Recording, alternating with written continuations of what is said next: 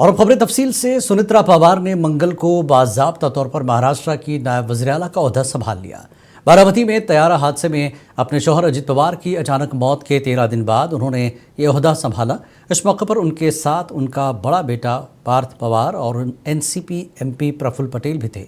बाज़ाब्ता तौर पर चार संभालने से पहले सुनेत्रा पवार देवगिरी गईं। सुनेत्रा पवार ने चेतिया भूमि में डॉक्टर BR अम्बेडकर को खराज अक़ीदत पेश किया। वहाँ से वो एनसीपी के पार्टी दफ्तर गईं। सुनेत्रा पवार के पास एक्साइज, खेल और यूथ वेलफेयर, अक़लियती तरक्की और औक़ाफ़ की वजारतें होंगी।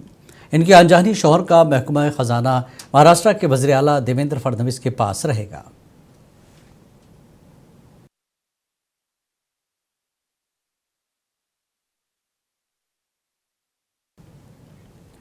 सुनेत्रा पवार ने नायब वज़ीर-ए-आला का ओहदा संभालने के बाद आज काबीना की पहली मीटिंग में शिरकत की। वज़ीर-ए-आला देवेंद्र फडणवीस की सदारत में मुनक्किद हुई इस मीटिंग में आनजहानी अजित पवार को खराज अक़ीदत पेश किया गया।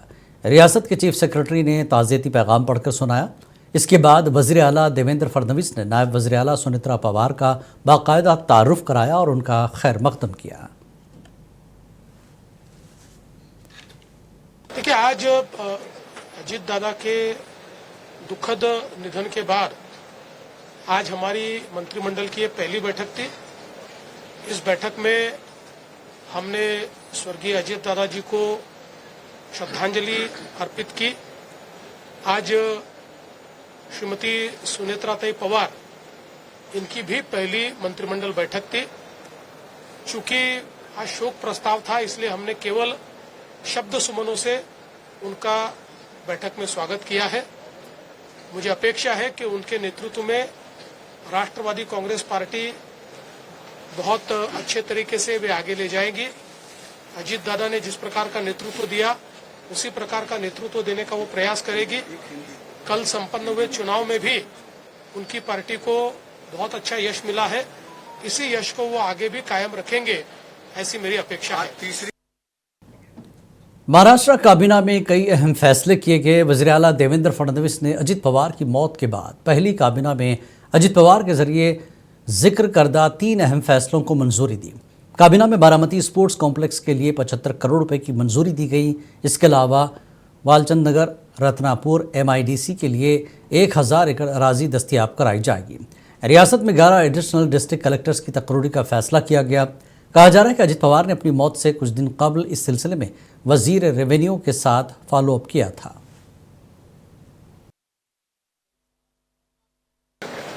देखिए, हम लगातार तीसरी मुंबई बनाने का प्रयास कर रहे हैं, क्योंकि अटल सेतु के कारण मुंबई और नई मुंबई ये जुड़ गया है और एक बहुत बड़ा एरिया अब मुंबई को डीकंजेस्ट करने के लिए, नए बिजनेस डिस्ट्रिक्ट बनाने के लिए, फ्रंटियर टेक्नोलॉजीज के लिए और एक प्रकार से सभी प्रकार के अर्बनाइजेशन को अकोमोडेट करने के लिए हमको प्राप्त हो रहा है। उसका नियोजन हम लोग कर रहे हैं। उसी नियोजन के तहत MMRDA को अटल सेतु के पास करीब 200 स्क्वायर किलोमीटर की जगह ये हम लोगों ने दी थी। आज उस जगह में किस प्रकार से वो विकास करे, अगर उसको एक्विजिशन करना है तो उसके अलग अलग जो मेथोडोलॉजी है, जो आज जिस प्रकार से सिडको ने लोगों को साथ में लेकर अपना भी विकास किया और लोगों का भी विकास किया, वो जो सिडको की पॉलिसी है, उसके साथ साथ MIDC की एक पॉलिसी है जिसमें पास थ्रू एक्विजिशन होता है। मतलब एक्विजिशन जिनके लिए करते हैं वो सीधे पैसे उसके देते हैं। ऐसे सारी प्रकार की पॉलिसीज ये MMRDA को हमने लागू कर दी है। तो बड़ी तेजी जिला परिषद और पंचायत समिति इंतखाबात में ज्यादा सीटें जीतकर बीजेपी ने अपने अवामी मैंडेट को एक बार फिर साबित किया।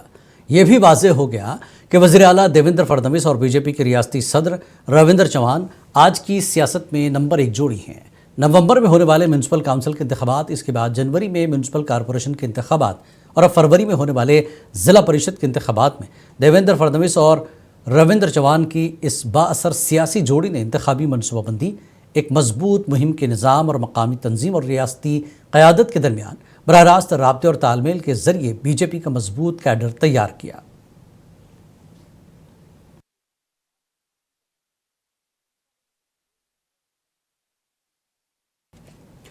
शिवसेना यूबीटी के रुकने पार्लियामेंट अरविंद सावंत ने हालिया जिला परिषद इंतखाबात के नताज पर मायूसी का इजहार किया। उन्होंने कहा कि आजकल इंतखाबात नहीं होते बल्कि खरीदारी होती है। कल चुनाव होते हैं क्या? मुझे उसकी खबर ही नहीं कि चुनाव होते हैं। चुनाव नहीं होते आजकल, खरीदारी होती है, खरीदारी। मुझे कमाल लगता है कि हम 1 नंबर आए, 2 नंबर आए। शर खुद के अंतर्मन से तो पूछो कि सही में लोगों ने मन से वोट दिया कि हमने वोट खरीद लिया। मुझे सबसे बड़ा दुख होता है कि हम आदरणीय बाबा साहब अम्बेडकर, भारत रत्न हमारे, जिन्होंने हमें संविधान दिया ना, उस संविधान में अधिकार दिया मतदान का, आज मतदान बेचा जाता है, खरीदा जाता है और वोट उसके ऊपर चुनकर आते हो। शिवसेना यूबीटी की लीडर किशोरी पेडनेकर का कहना है कि महाराष्ट्र में साल 2022 से जिस तरह की सियासी कशमकश चल रही है, इसके लिए ज़्यादा वजाहत की ज़रूरत नहीं है। इस इक़्तिदार की कशमकश में ताकत, पैसा कसरत से इस्तेमाल हो रहा है। जिस तरह महाराष्ट्र में 2022 से जो दंगल हुई है, राजकीय दंगल, तो उसमें देखने का कुछ ज़रूरत नहीं है। जो अंक गणित, नंबर गेम, वो अभी कंप्लीट हो गए। 83 से 89 हो गए। बाला साहब के शिवसेना 2 नंबर पे 65 तक आई है। बाकी तो हम कुछ कर ही नहीं रहे। महापौर जो बनी है, कांग्रेस से भाजपा बनी, अच्छा बात है। देखो, जिस तरह महाराष्ट्र में कांग्रेस लीडर विजय वडेट्टीवार ने वीर सावरकर को भारत रत्न देने की मोहन भागवत की तजवीज़ पर अपना रद्दमल जाहिर किया। उन्होंने कहा कि बीजेपी इख्तियार में है, उसे इख्तियार है, जिसे चाहे अवार्ड से सरफराज करे। मोहन भागवत साहब के हाथ किसने बांध के रखा है? सेंट्रल गवर्नमेंट ने बांध के रखा है। मांगने की क्या जरूरत है? देने वाले हैं, देना है तो दे दो। रोका किसने? मांगने की और बार बार इस बात को उजागर करने की, लोगों के सामने रखने की आवश्यकता क्या है? आप महाराष्ट्र के दैवत छत्रपति शिवाजी महाराज का अवमान करने वालों को भी आप पुरस्कार देते हो। कोश्यारी को जिस तरह से शिवाजी महाराज का, छत्रपति शिवाजी महाराज का और महात्मा ज्योतिबा फुले का अवमान करने वाले कोश्यारी को पद्मश्री मिल सकता है, तो इससे ज्यादा और क्या बता सकते हैं? तो ये वो निर्णय ले, उसमें हमारे को पूछने की आवश्यकता नहीं है और ना उसमें हमको दखल देने की आवश्यकता है। सत्ता पूरी उनके हाथ में, किसको कौन सा पुरस्कार देना वो तय करें। और मोहन भागवत साहब तो आज सर्वोच्च है, वो कहे तो चुटकी में काम हो सकता है। और उन्होंने ये भी कहा था कि भाजपा के अच्छे दिन संघ के वजह से है। अब संघ के वजह से अच्छे दिन है तो ये भारत रत्न देने के लिए मांग करने की आवश्यकता क्या है? अदाकार सलमान खान के आरएसएस के प्रोग्राम में शिरकत पर महाराष्ट्र के डिप्टी सीएम एकनाथ शिंदे ने तबसरा किया। शिंदे ने कहा कि सलमान खान हिंदुस्तानी शहरी हैं, इस मामले पर किसी को सियासत करने की जरूरत नहीं है। आरएसएस के कार्यक्रम में सलमान खान जाना नहीं जाना, ये कौन सा सवाल हो सकता है? और सलमान खान क्या भारतीय नागरिक नहीं क्या? सलमान खान हमारा भारतीय है, गणपति बिठाता है, सब कुछ करता है, उसके घर में गणपति आता है, हमारी जो संस्कृति है उसको मानता है, वो उसका पूरा परिवार मानता है। और इसलिए आरएसएस एक देशभक्त और कट्टर राष्ट्र भक्ति दर्शाने वाले आरएसएस है, जिसको 100 साल हुए हैं। और जब जब आपदा आती है, संकट आते हैं, तो आरएसएस के स्वयंसेवक खुद की जान जोखिम में डालकर लोगों को मदद करते हैं, उनके लोगों की जान बचाते हैं। और इसीलिए आरएसएस के सरसंघचालक मोहन भागवत जी का जो कार्यक्रम था, उसमें सलमान खान ने जाना, ये मुझे ऐसा कुछ भी नहीं लगता है कि ये अनुचित है। आरएसएस सरबराह मोहन भागवत के प्रोग्राम के हवाले से एमएनएस सरबराह राज ठाकरे के ट्वीट पर महाराष्ट्र के वजीर नीतीश राणे ने शदीद रद्दमल का इजहार किया। उन्होंने सवाल किया कि जब मुंब्रा की एमआईएम काउंसलर ने हिंदी में बात की कि उन्हें कैसे शिकस्त हुई, उस वक्त राज ठाकरे कहां थे।